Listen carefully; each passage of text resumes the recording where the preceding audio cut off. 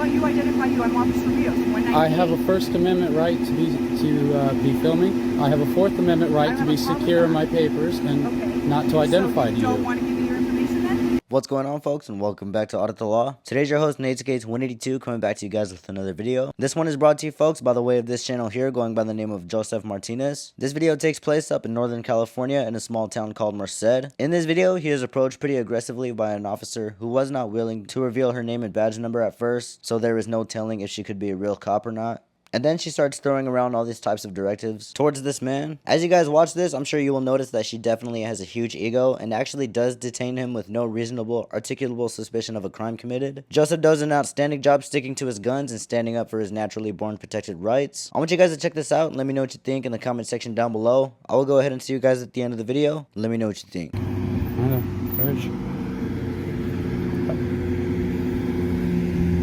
Excuse me. Excuse me? What do you mean what's going on? First of all,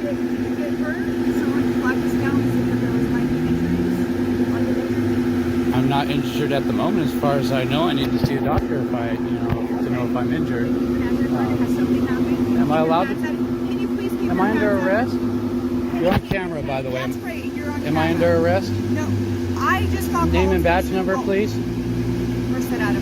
Name and badge number, please. Name and badge number, please. You'll get that in a second. I have a right to your name and badge number. It's department policy. My investigation. I will answer your question. We're on our way to Walmart. Okay, we're on our way to Walmart because of a disturbance. Yes. Okay. So then someone just said, "Hey, these people might be involved." So I don't know what's going on. I wanted to make sure you're safe. I'm safe. Okay.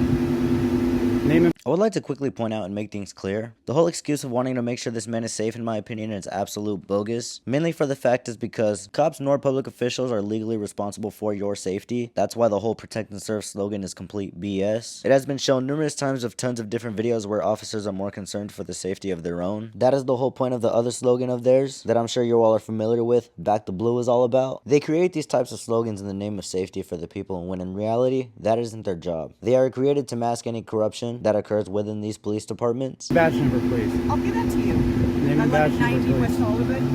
Name and badge number, please, ma'am. You'll get that in a moment. I have a right to it. It's department policy to identify. Yeah, and I'm not done with my investigation, sir. It doesn't mean you don't have to identify. Yeah, how about you identify you? I'm Officer Rios, 198. I have a First Amendment right to be filming. I have a Fourth Amendment right to be secure in my papers and not to identify to you. Don't want to give me your information then? Not unless you suspect me of committing a crime, in which case I would like to know what is your... I'm giving you. I'm 198, what is your... Officer Rios. Thank you. I explained to you not to call what to is, Walmart. But what gives you reasonable, articulable suspicion of okay, can you please keep your hands out of your pocket, Am I detained, ma'am? Keep your hands out of your pocket, sir. Am I detained? Yes, actually you are. Okay, can I ask what crime you suspect me of committing? I'm not going to get in this battle. Is a disturbance a suspicion?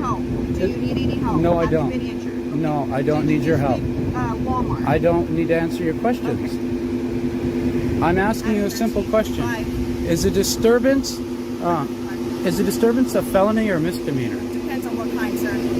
Can you answer my question? Can you answer my question? Yeah, actually it can be. There's varying states. Okay, tell me what state would be a felony. There's felony and there's misdemeanor. Tell me what state would be felony. We just got a call of a potential incident over there. And was it felony or misdemeanor?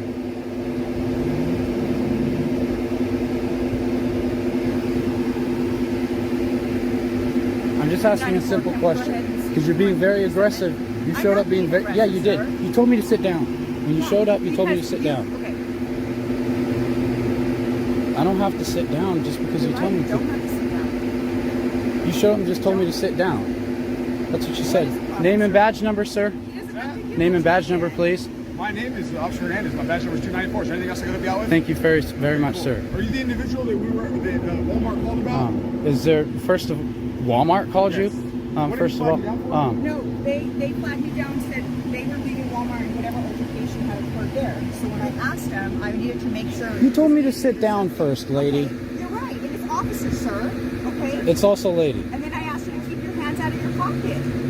It's really baffling to see this large of an amount of entitlement and ego coming from police officers, and it honestly makes me wonder where it comes from. This lady officer felt so entitled to feel the need to tell this man what to address her by. It is your First Amendment right as an American to call an officer whatever you please, and no one can take that away from you. Okay? Do I not have a right to put him in my pocket? Actually, no. Not when we are coming from a call of a potentially violent act, sir. Of a potential violent act, that means because you pulled up to me, you have a right to tell me to I can't put my hands in my pocket, and I have to sit down on the ground.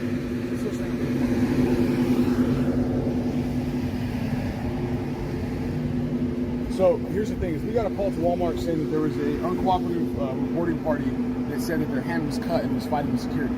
Fighting with security? Verbally fighting or whatever it may be. That's what I'm saying. So did you? Well, was that you, based on the way I was approached, I choose to invoke my Fourth Amendment right to our Fifth Amendment right to remain silent. Fifth Amendment right to remain silent. I'm a little agitated. She came up to me very aggressively, jumped out very aggressively, almost as if she wanted to come right at me and assault me. And then she tells me to sit down. I'm sorry that Well, I have it on camera, sir. do Do you have a reasonable articulable suspicion of a crime to expect me to identify and violate my... And can you please keep your hands out of your pocket, sir? Okay, how about this? I will take everything out of my pocket so it makes you feel more comfortable. Thank you. And I'll put it in this other pocket here, so it's not in there. I understand that you have a risk of danger, but I also have rights, ma'am. And I do want to put my hand in my pocket at the moment. Very well, sir. I don't think that's an issue. All I'm asking is the reasonable articulable suspicion of a I crime. already told you that. What crime? I told you. What crime?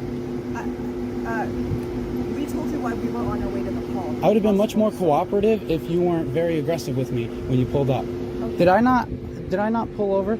Actually, when I pulled up, I was trying to give the address to the location, sir. I didn't know any of that. All I know is I seen what appeared to be you honking, and I pulled over. Actually, I never honked. Well, I didn't know who honked. I just No pulled one over honked, because I sir. heard honking. Yeah. Yes, someone honked. I have it on. I know what it was. It was the people who honked at me. Well, regardless, when it started, I was very cooperative. I pulled over. Okay? Yeah. You came up very aggressive to me. Okay. That changes how I feel about the situation now. Now I want to invoke my rights because I feel like you're immediately not on my side. You're immediately not even willing to hear anything I'm saying. I'm just immediately a criminal in your eyes. You pulled up without identifying me at all, just like, this dude's guilty. I'm sorry you felt I that thought way. I was innocent until proven guilty. All of a sudden, I'm sitting down on the ground with an aggressive officer getting right in my Okay, face. I'm sorry that I'm you an felt officer. I don't have to identify you right now. It's not department policy to identify when asked. It's department policy to identify after the whole event is over, ma'am, when I'm not filming you with the camera.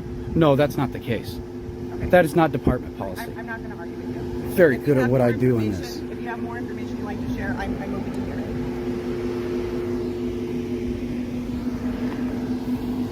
it. Absolutely not respectful whatsoever of a person's constitutional rights. I have to identify because you don't have reasonable articulable suspicion of a crime. You have to at least tell me what the crime is. What is the I crime? told you why you got the public service, sir.